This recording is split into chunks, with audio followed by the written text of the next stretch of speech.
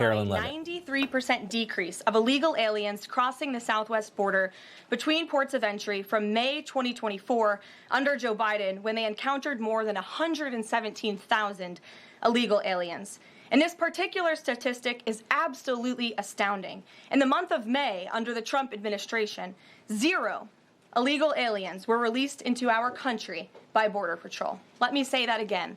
Not a single illegal alien was released into the interior of the United States of America last month under this administration. Let's contrast that to Joe Biden's failed leadership, where immigration officers were wasting their finite time and resources processing dangerous illegal aliens for release into the United States. President Trump immediately terminated that reckless Biden-era practice that undermined the rule of law, jeopardized public safety and our national security, and diverted critical resources away from stopping deadly drugs and violent criminals from entering our country. That's the reason why not a single illegal alien was released into the interior of the United States in the month of May. And as a result, we now have a border that is reaching unprecedented levels of operational success. The efforts by President Trump to stop the illegal immigrant invasion and secure the border in this short amount of time represent one of the greatest achievements by a presidential administration in the history of our great country. With illegal entries being overwhelmingly halted, the Trump administration is dramatically ramping up efforts to arrest and deport all of the millions of criminal illegal aliens that Joe Biden let into our country over the past 4 years. President Trump has directed all of our ICE officers to do everything in their power to carry out the single largest mass deportation operation in history. Illegal criminals who are hiding in America's largest so-called sanctuary cities will be increasingly targeted for removal. Radical Democrats will no longer be allowed to shelter illegals who threaten public safety as part of their cynical efforts to expand political power, drain the American taxpayer, and artificially lower wages and steal American jobs. ICE officers are courageous heroes, upholding the rule of law and keeping our citizens safe. And they have the full and unwavering support of this president. In economic news, President Trump's pro-growth agenda is delivering for the American worker. Through the first 5 months of the Trump administration, real blue-collar wages are up nearly 2%. It's the strongest growth in nearly 60 years, and a stark contrast from the negative wage growth seen during the first 5 months of the Biden administration. America is quickly returning to the successful formula of the first Trump administration: low inflation and rising wages. Once the big, beautiful bill is passed, this positive trend will only accelerate. Senate Republicans are continuing to push this critical legislation forward. The One Big Beautiful Bill will drive growth and supercharge the American economy. The Council of Economic Advisors found that the One Big Beautiful Bill will raise take-home pay by nearly $14,000 for a year for the average family of 4. The CEA also found that the One Big Beautiful Bill will increase wages as much as $11,000 for the average worker in America. The One Big Beautiful Bill expands the child tax credit and makes it permanent for more than 40 million families with children. And the bill will deliver no tax on tips, no tax on overtime, and substantial tax cuts for our incredible seniors. Simply put, the One Big Beautiful Bill is a massive win for middle-class Americans. When nearly 80 million Americans sent President Trump back to this White House, they were doing so expecting these popular policies to be enacted. Republicans in Congress have a mandate to deliver, and President Trump demands they send this historic bill to his desk for signature by Independence Day, July 4th. The American people are fully behind President Trump. According to brand new polling from Insider Advantage, a clear 54% majority of Americans approve of the job President Trump is doing. That's because this president is keeping his promises and taking action every day to improve their lives. And passing this bill will help fulfill a number of President Trump's core campaign promises. Now, regarding the ongoing situation in Iran, I know there has been a lot of speculation amongst all of you in the media regarding the president's decision-making and whether or not the United States will be directly involved. In light of that news, I have a message directly from the president, and I quote, "Based on the fact that there's a substantial chance of negotiations that may or may not take place with Iran in the near future, I will make my decision whether or not to go within the next 2 weeks." That's a quote directly from the president for all of you today. So we'll kick it off for questions here in our new media seat. We have Eli Lake from the Free Press. Eli, go ahead. And Thanks so much for having us. Thank you. The Free Press. The decision to extend the, delay in enforcing the TikTok ban. Sure. Can you talk about how the White House understands its constitutional authority in light of the Supreme Court's decision in January that said that the president had to enforce the ban? Sure. Well, as all of you know, because the president put it out on his Truth Social today, he did sign an executive order to extend the TikTok ban for 90 days. So in the effort to make a deal. And the White House counsel and the Department of Justice have reviewed this executive order, and I can get it for you. I think it's on our website by now. If it's not, my team will now put it up immediately. And you can read the language in that executive order. And the White House counsel's office and the Department of Justice strongly believe in the legal rationale for this executive order. They wouldn't have the president's pen hit it if they didn't. And the political reasoning for this, of course, is because the president made a promise to keep TikTok on. There are 100 million Americans who use this app. It's wildly popular. He also wants to protect Americans' data and privacy concerns on this app, and he believes we can do both things at the same time. So he's making an extension so we can get this deal done. Can I get a follow-up? Sure. A few weeks ago, Tucker Carlson reported on a meeting between the president, Mark Levin, and others at the White House. Is there a leak investigation, and can you say who else was in that meeting? I'm not aware of a leak investigation at this time. I, for one, do not reveal details about the president's private meetings without his permission to do so. But certainly the president does not like when people leak.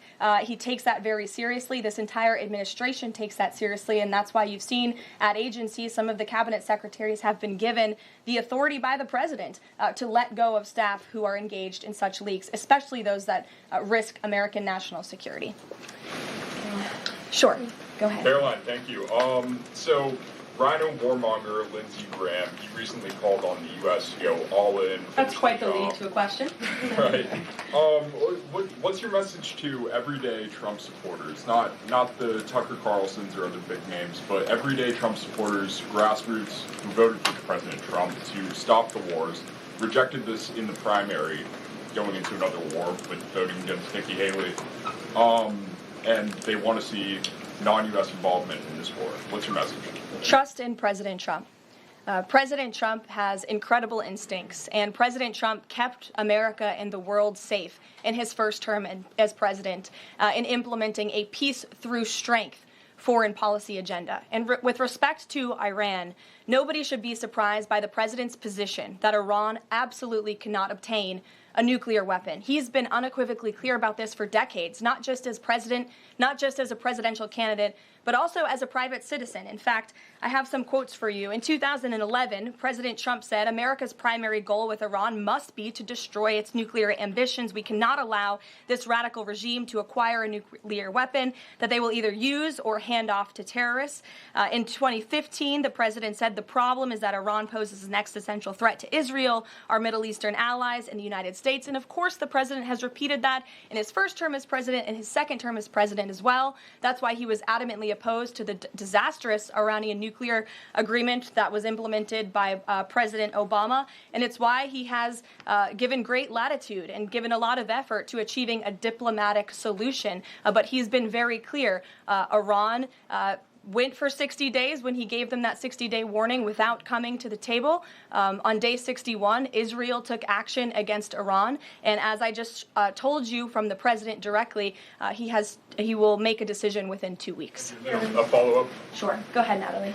Thanks, Karoline. Can you confirm whether Steve Witkoff has been in touch with the Iranian foreign minister? And does Witkoff plan to go to Geneva tomorrow for talks? I am not tracking that on Mr. Witkoff's travel schedule, but I can certainly check in with him to be sure.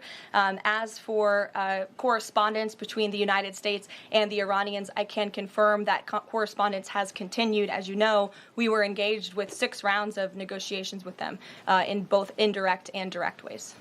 Thanks, Kelly. Just to clarify the president's statement just now, when he says that he'll make a decision in the next 2 weeks, is he saying that if Iran does not come back to the negotiating table within the next 2 weeks, that the president will strike? The president is saying that he will make a decision whether or not to go within the next 2 weeks. It's very clear and direct. And is he seeing any signs of progress? He obviously is holding out hope for negotiations, but is he seeing any inklings of progress that give him that hope that talks are still possible? Well, that's why he said in the statement that I just read for all of you, based on the fact that there's a substantial chance of negotiations that may or may not take place with Iran in the near future, he will make that decision within the next 2 weeks. What makes him think there's still a substantial chance, is my question. I'm not going to get into the reasoning and the rationale the president believes that, but that's his position, and he will make a decision within the next 2 weeks. Karoline. Sure. Thanks, Karoline. President Trump has said previously in regard to Russia, he's used this phrase about 2 weeks several times in terms of like, we expect like a 2-week deadline and then you give another 2-week deadline. How can we be sure that he's going to stick to this one on making a decision on Iran? Well, in those deadlines, as you've seen in respect to Russia, Ukraine, might I add, these are two very different, complicated global conflicts, as you know, that the president inherited from our previous incompetent president in the weakness of the previous administration. And the president has spent a tremendous amount of time and effort cleaning up these crises that were caused by the last administration's just complete dereliction of duty on the world stage and American weakness. Now we have American strength again. With respect to Russia and Ukraine, because of that American strength and the president's leadership, we have seen these two sides engage in direct negotiations. And the last time the president said 2 weeks, you saw Russia and Ukraine have direct negotiations for the first time in years. And so the president is always interested in a diplomatic solution to the problems and the global conflicts in this world. Again, he is a peacemaker in chief. He is the peace through strength president. And so if there's a chance for diplomacy, the president's always going to grab it. But he's not afraid to use strength as well, I will add. Francesca. Thanks, Caroline. What exactly would a deal with Iran need to entail? No enrichment of a uranium, and it would absolutely not. Iran is not absolutely not able to achieve a nuclear weapon. The president has been very clear about that. And by the way, the deal that Special Envoy Witkoff proposed to the Iranians was both realistic and acceptable within its terms. And that's why the president is sent that deal to them. To follow up on what you told Natalie, are the talks that the United States is currently having with Iran direct, or are those through intermediaries? And if so, which countries are acting as the intermediary right now? Out of respect for the ongoing discussions and negotiations, I am not going to get into the details of them. We've provided you confirmation for now. Go ahead. Sure, and then behind you too. Oh, okay. So thanks. Sorry. On the topic of negotiations and talks, does the president have any hopes or specific expectations for the talks tomorrow between European foreign secretaries and their Iranian counterpart? Well, certainly the entire world is on the president's side when it comes to the fact that Iran cannot obtain a nuclear weapon. This is something that pretty much all of humanity, except for the Iranian terrorist regime themselves, agree upon. And so the president expects that Europe will deliver that message directly to the Iranians. Why does President Trump believe that this 90-day extension on TikTok will provide more runway, perhaps, than the previous extensions that haven't led to a divestment deal? Because it's more time to make a good deal. Simple question. Dasha? Thank you so much. I know things are going day by day right now. The president wants maximum optionality. Is the possibility of the U.S. getting involved in regime change in Iran at all on the table at this point? And then I have one on Medicaid as well. Sure. The president's top priority right now is ensuring that Iran cannot obtain a nuclear weapon and providing peace and stability in the Middle East. And on Medicaid, Caroline, Sure. The Senate put forward Medicaid provisions, particularly a lower cap on state provider taxes that hospitals have said would lead to mass closures, particularly in rural communities. Is the president willing to sign a bill that includes those provisions that Republican senators like Josh Hawley say will lead to hospital closures? Out of respect for the ongoing discussions that the White House is very much actively involved in with our friends in the United States Senate, I won't comment on that specific provision. Look, the bill hasn't been sent to the president's desk yet. There's more room for change. The president, for one, I will reiterate, has been very clear on his priorities with respect to Medicaid. He wants to see waste, fraud, and abuse ridden from the system to protect it for tax-paying citizens who deserve those much-needed benefits. He wants to prioritize the sick, the needy, the poor in this country who deserve those benefits, not the 1.4 million illegal aliens who are receiving them. And he wants to make sure this one big, beautiful bill kicks those illegal aliens off of this program to preserve it and protect it and strengthen it for the American people. And the president has been very clear in that message to his friends in the Senate. Jackie. Thank you, Caroline. Sure. logistically, if the Iranians are getting to Geneva, does that mean they've found a way to get to the White House? I am not going to get into hypotheticals, but as you heard from the president yesterday, they have expressed interest in doing so. There's a lot Philip. of pressure on the president to come to the aid of Israel. There's a lot of pressure on him to finish the job with force. How is he balancing the concern that if he doesn't choose to do that, that it would send a message to Xi Jinping about the U.S. commitment to Taiwan? Well, the president enjoys a very respectful and cordial relationship with China's president. He has long maintained that, even in his first term. And China and the United States share many strategic interests, both in terms of economics and also, of course, global affairs and foreign policy as well. However, when it comes to balancing these different viewpoints, the president is balancing a lot of viewpoints, and he is listening not just to other world leaders, but to his advisors and to people here in the country and the American people too. And I think that's what makes this president such a great leader, is his ability to listen and make a good decision on behalf of the American public based on his instincts and his experience. Don't forget, this is a president who was here before, and the world was a much more peaceful and stable place when he left office than when he came back in after the past 4 years of complete incompetence by the previous president. Philip, go ahead. Thank you, Caroline. Two quick questions. When the president says Iran is very close to a nuclear weapon, is he relying on U.S. intelligence or intelligence sharing from an ally to make that assessment? It is a fact, and the United States government maintains this fact, that Iran has never been closer to obtaining a nuclear weapon.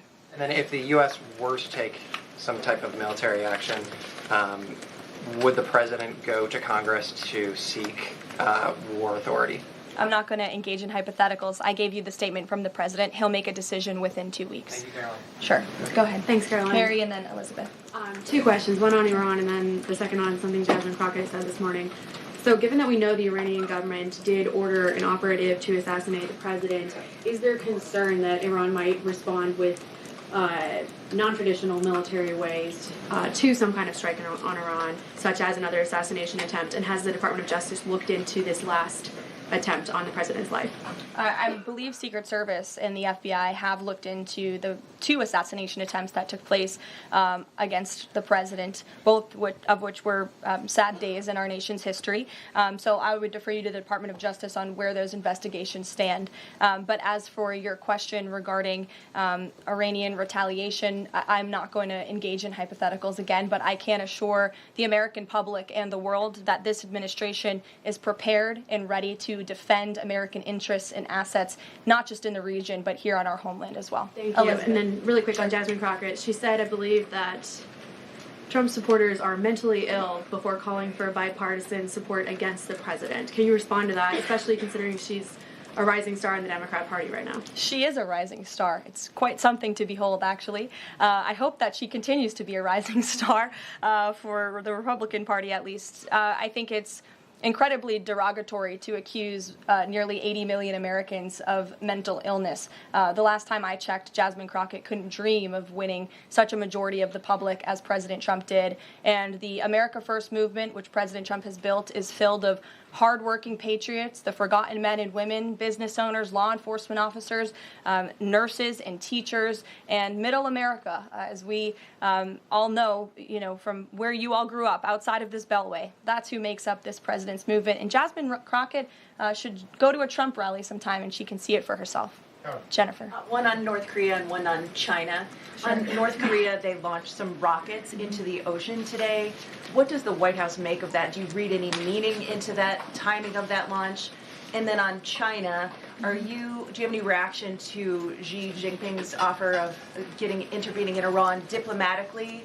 And are you seeing any signs that China would get involved militarily to support Iran? I don't believe we're seeing any signs of that at this moment in time. As for Xi Jinping's offer, I will leave it to the president to respond to that himself. As for your question about North Korea, we are monitoring the situation. The Trump administration is in close contact with our new South Korean counterparts as we work together to deter our adversaries and preserve a free and open Indo-Pacific. And no matter where, our adversaries and our allies alike know that President Trump will not tolerate threats against our interests on his watch, even as he works to resolve the wars that he inherited. Question. Alex, go ahead, and then I'll come to you. Thank you. Is the president concerned about the economy if farms and hotels, et cetera, struggle to find workers? The president's always concerned about the economy. That's on his mind every day. He wakes up, he checks the markets, he checks wage growth. As I pointed out, it's a record high today for middle class and American workers. So the president's always wanting to ensure that we have a strong and robust economy for the American people and worker, and we do. As for the specific concerns regarding jobs, look, the president has made it very clear we need to remove public safety threats from the interior of our country, and that remains the focus and the priority of this administration when it comes to deportations, no matter where somebody works. If they're an illegal alien rapist or murderer that was allowed into this country in the past 4 years by this administration, the American people want those types of criminals to be deported from our country, and that's what the president is backing ICE to do. Thanks. There was an apparent skirmish between the Chinese and the Philippines in the South China Sea. Just curious if you had any reaction to that, and if the steps you're taking towards the Middle East right now are reducing your capacity to deal with that situation. I believe that happened as I was preparing and coming out here, so we'll get you a response to that. Certainly we have one, and our teams are always monitoring situations all around the globe. Okay, and then one more just on Iran. Just over the past 24 hours, we've seen some Israeli strikes on Natanz, Isfahan, and Kondab nuclear facilities. Is there any assessment just of how effective or what the result of those strikes will be? What I can share is that the IDF and Israel, I think, have exceeded a lot of people's expectations in their ability to really hinder Iran's nuclear facilities, but also they've taken out key people in the Iranian regime's leadership as well. So this is something, of course, we are monitoring and watching every day, and the president was just in an intelligence briefing. He continues to be briefed by his National Security Council, and he will throughout the duration of this war and conflict. And he also remains in constant communication with our Israeli counterparts, most notably Prime Minister Benjamin Netanyahu. Kristen. Thank you, Caroline. We have heard from a number of U.S. officials who say that Iran doesn't want to make a deal, that they are just stringing the United States along. What is to say that they are not going to continue to do so if we continue to give them extensions, now 2 weeks before 60 days? Look, Iran is in a very weak and vulnerable position because of the strikes and the attacks from Israel. And with respect to the president's statement, I shared that with all of you. And he has been very direct and clear. Iran can and should make a deal. We sent a deal to them that was practical, that was realistic, or they will face grave consequences. Why is Steve Witkoff not participating in the talks this week? I can ask Mr. Witkoff why he is not. Thanks, Caroline. Does the president object if Israel attempts its own operation against Fordo in the next 2 weeks? I won't decide that for the president, nor will I share that here. I'll let him speak to that. And then just another one. Iran is apparently warning Europeans that if it's struck by the U.S., it may withdraw from the nuclear proliferation treaty. That would result in throwing out inspectors and taking the program dark. What does the president think of the value of having Iran as a full signatory of that treaty? Well, that's reckless rhetoric, but I understand the Europeans are meeting with the Iranians tomorrow, so we'll see how that meeting goes. Just one more on Juneteenth. Does the president plan to commemorate the holiday today or make any comment on it? I'm not tracking his signature on a proclamation today. I know this is a federal holiday. I want to thank all of you for showing up to work. We are certainly here. We're working 24/7 right now. Nikki, go ahead. Actually, that was my question. Will he plan to mark Juneteenth in any way, either today or with an event later on, maybe next week? Sure. I just answered that question for you. Go ahead. Thank you very much, Caroline. The fact that this president is giving some time and space for diplomacy, another 2 weeks, does it mean that the president is trying his best to avoid a direct conflict with Iran? I think the president has made it clear he always wants to pursue diplomacy, but believe me, the president is unafraid to use strength if necessary. And Iran and the entire world should know that the United States military is the strongest and most lethal fighting force in the world, and we have capabilities that no other country on this planet possesses. Owen. Caroline, good afternoon. The Supreme Court, as you know, has upheld Tennessee's ban on transgender medical procedures for minors, puberty blockers, hormone therapy, etc. The White House reaction to that, please. It's a huge victory for America's children, and it's obviously something this administration believes strongly in, that young minor children should not be allowed to be subjected to chemical castration and mutilation. The president himself has taken very strong orders, or has signed very strong executive orders on this, and we are grateful for Tennessee's efforts to protect our children, and we are grateful the Supreme Court ruled on the side of the law, but also on the side of protecting America's innocent children. Elizabeth, go ahead. Sorry, I skipped you earlier. Okay, thank you so much. Secretary of State Marco Rubio announced new vetting procedures on student visas. Will this serve as a model for vetting other foreign visas? For all foreign visas, yes. As you know, the president signed an executive order, I think it was one of the first he signed in the first week, to strengthen our vetting requirements and our vetting system here in the United States for all visas. He directed the Secretary of State to do that. There was a pause in some of that vetting, as you all know, recently, especially with respect to students from some certain countries. But the vetting has continued, and it's stronger than ever before. As for specifics on how the vetting process has changed, I would defer you to the Department of State. As you know, they're in charge of things like that. Thank you. To what extent is this 2-week delay with Iran the result of interventions by the likes of Tucker Carlson, Marjorie Taylor Greene, or the entreaties of European leaders who want a de-escalation? Look, the president hears all voices across the country, and he makes decisions based on his instincts. And he has always said diplomacy is his first option. And is he still planning to attend the NATO summit next week? He is, yes. We will be departing from Washington on Monday morning, and hopefully we'll see some of you there. Kayla. Thanks, Caroline. Oil prices have been spiking over the last week. Is the president watching the oil market, and is that factoring into his decision-making in the Middle East? Again, as I said to, I think, Alex's question previously, the president is always watching, and this administration is doing more than any in history to bring oil prices and gas prices here at home down for the American public. They have been plummeting since President Trump's inauguration because of the executive action and the federal action this administration has taken on the home front. But yes, of course, he's paying attention and monitoring that. But as for whether it's weighing into his decision, there's a number of factors that, of course, are. And as I said, he will make that decision in the next 2 weeks. Can't reiterate that enough. Ouija. Caroline, thank you.